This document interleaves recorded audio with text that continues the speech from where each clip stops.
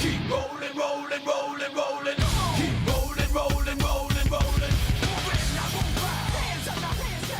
Welcome to In Pursuit of Truth. This is your host, Sir Patrick Mack. Listen, I have a confession to make.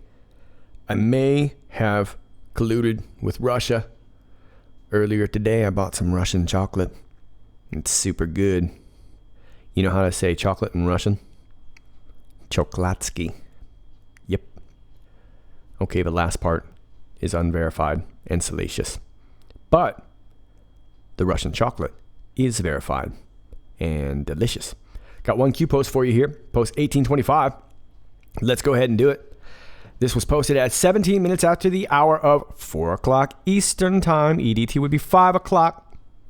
This takes you back to a post from yesterday, the bill that opened the door for Twitter, Facebook, Google, etc. to censor and control. And that would be H.R. 5181. We talked about it yesterday, Countering Foreign Propaganda and Disinformation Act of 2016. Q says, think Russian bots, think foreign propaganda, the more you know, Q. And today adds on by saying, digest and understand. Foundation to support censorship against conservatives. And then we get this Reddit link right here. And at the top of this Reddit link, this is actually from I think it's I Voted T started this thread. But you'll notice too, you get this reference to at Lisa May 62. Here we go. Lisa May is Lisa May Crowley. She does a lot of great work on Twitter. I do suggest you follow her. I think she's great. I don't know if she watches my videos or not. I do know she follows me on Twitter, but I'm not so sure if she follows me here. If she does, thank you, Lisa May. You do a ton of great work. Keep up the great work. I really appreciate what you do. But this was not her thread. She just happened to be mentioned at the top of it. But let's read this opinion right here. At Lisa May 62. Here we go. H.R. 5181 was stuffed into the 2016 NDAA, and that's this right here. The National Defense Authorization Act for fiscal year 2016.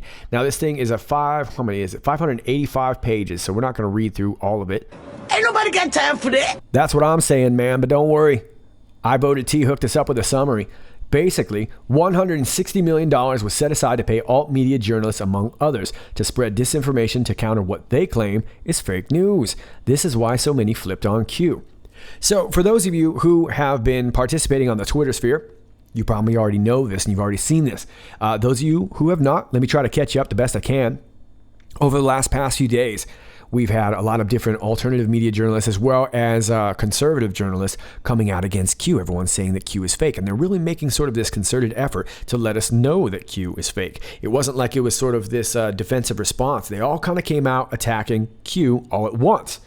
And you've got Jack Posobiec, who said that he's going to run an expose. He's got the goods on Q, and he's going to expose it. Even Anonymous has gotten in on the action, saying that they were going to expose Q as well, too. And you even have Michael Flynn Jr. here on Twitter saying, folks, let me be clear. I have zero association with the whole Q conspiracy. While I've been mentioned alongside the QAnon hashtag before, I've never taken it seriously, and you shouldn't either. Hashtag Monday morning. Okay, so what's up with all the sudden Q hate? We've been dealing with this for a few days, haven't we? What's going on? You mad, bro? $160 million, huh? Set aside to pay alternative media journalists, among others, to spread disinformation. And we see it right here. We know that this is pretty fishy. Now, in my original search, I went through this document right here. Like I said, 585 pages. And of course, I couldn't see the whole thing. It's for fiscal year 2016, but you can see that it looks like it carries over from November of 2015. So I just skipped to the next year. And it went all the way down here to page 548.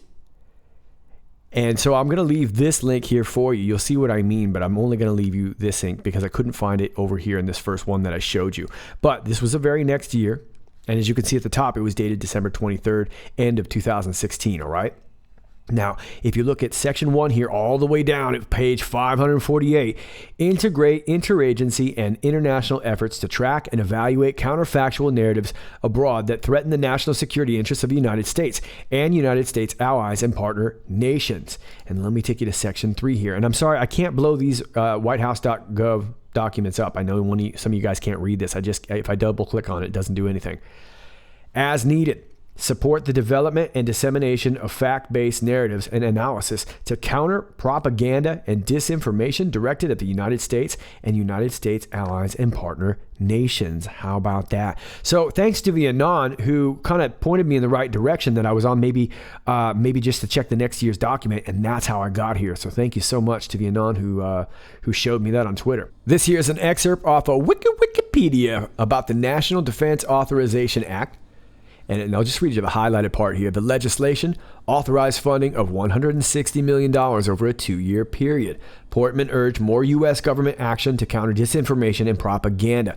Murphy, and that would be our boy Chris Murphy, said that after the election, it was apparent that the U.S. needed additional tactics to fight Russian disinformation. Senator Ron Wyden, a member of the Senate Select Committee on Intelligence, told the Washington Post there is definitely bipartisan concern about the Russian government engaging in covert influence activities of this nature. Well, is this the same Chris Murphy, the Democrat out of Connecticut, whose tweet I included at the very beginning of my video yesterday that some of you got on me about, thinking that I was down with some Chris Murphy, when all I was trying to point out was I thought that tweet might be relevant? And look at it here, all relevanty. He says InfoWars is the tip of a giant iceberg of hate and lies that uses sites like Facebook and YouTube to tear our nation apart. These companies must do more than take down one website. The survival of our democracy depends on it.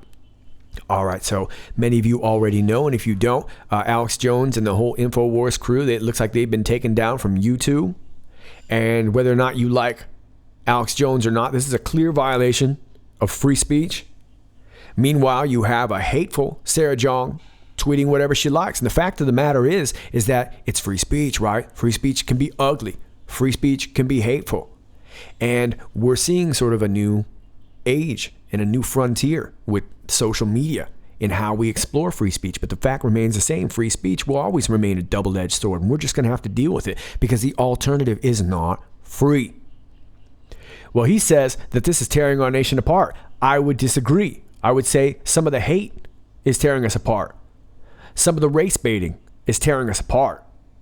These companies must do more than take down one website. No, these companies should stop reaching in our pockets and trying to get all of our data. That's what these companies need to do. These companies likely need to be put in check. The survival of our democracy depends on it. Well, Mr. Chris Murphy, I don't think I need to be the one to tell you that. I'm sure all my viewers know this.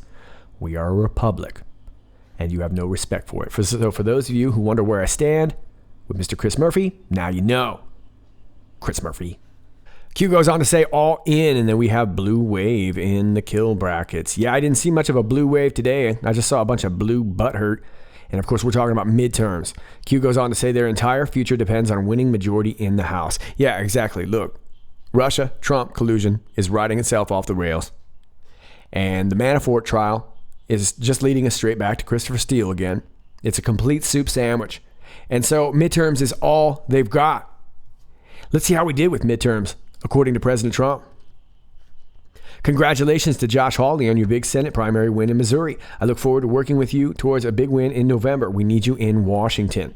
Congratulations to Bill Chouette. You have a big win in November and be a tremendous governor for the great state of Michigan. Lots of car and other companies moving back. Congratulations to a future star of the Republican Party, future Senator John James. A big and bold victory tonight in the great state of Michigan. The first of many. November can't come fast enough. Congratulations to Troy Balderson on a great win in Ohio. A very special and important race. And he goes on to say, when I decided to go to Ohio for Troy Balderson, he was down in early voting 64-36. That was not good. After my speech on Saturday night, there was a big turn for the better. Now Troy wins a great victory during a very tough time of the year for voting. He will win big in November. All right, well, look, Troy Balderson, kick it to third gear. How about that? All right. And I should mention this too. This is off topic, but it's great.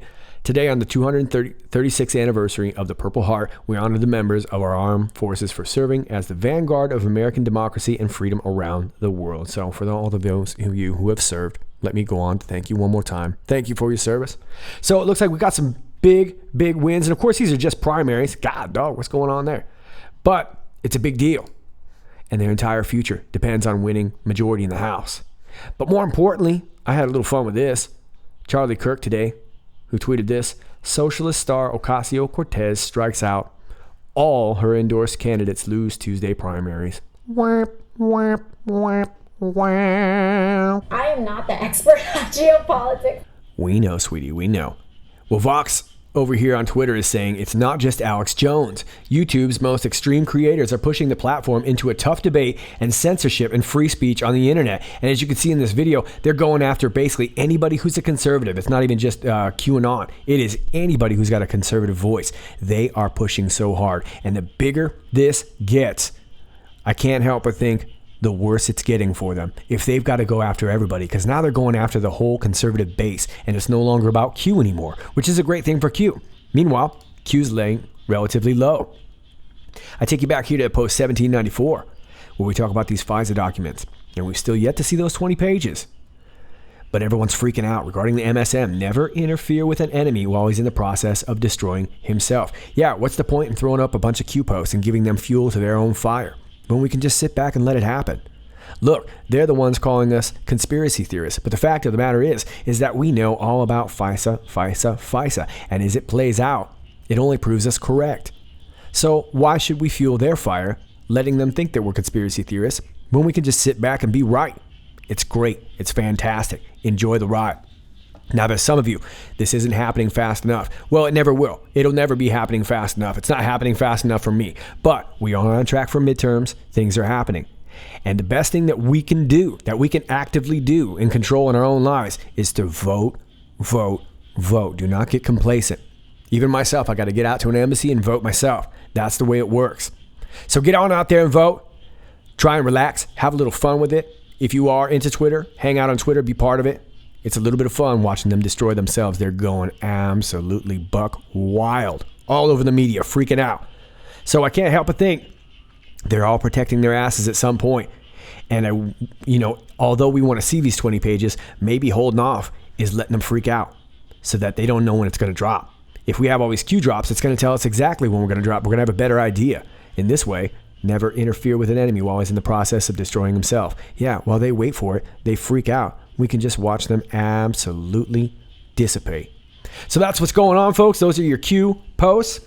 As always, if you like this video, please click like, share, and subscribe. I want to let you know a couple things. Some of you were asking me about BitChute, and I just want to let you know very, very clearly, I want to like BitChute. I keep trying to put my videos up on BitChute. I have a profile, as you can see here, but BitChute is constantly changing my password, and they are also not uploading my videos. I'll spend 40 minutes trying to get a video uploaded only for it to tell me that it doesn't upload. I've tried it all sorts of ways, guys, and I'm going to keep trying because I believe in, really pushing to get off YouTube the best that we can. But until then, I'm going to try it again today. That's all I can tell you. I'm going to try it again today. And if it doesn't work, you know why. I'm also over here at Real.Video. I also can upload these videos without having to go through YouTube, and as you can see, it's been working. So please join me over here at Real.Video. You can find me at In Pursuit of Truth, or if you just type in IPOT, you'll be able to find me. And I'm also on Gab here as well. And as always, you can find me on the Twitter at IPOT1776. That's IPOT1776. And it really means a lot to me if you can share this and other videos like this. Help us stay relevant on the internet. Now, my email and my Patreon link is also down below if you want to support my channel. That's all I got for you today. I am going to put up a couple of your videos today, so I'm going to let you go a little bit early. All right, this is Sir Patrick Mack. Stay optimistic. A lot of good things happening. Lay low. Keep it cool. I'll see you next time.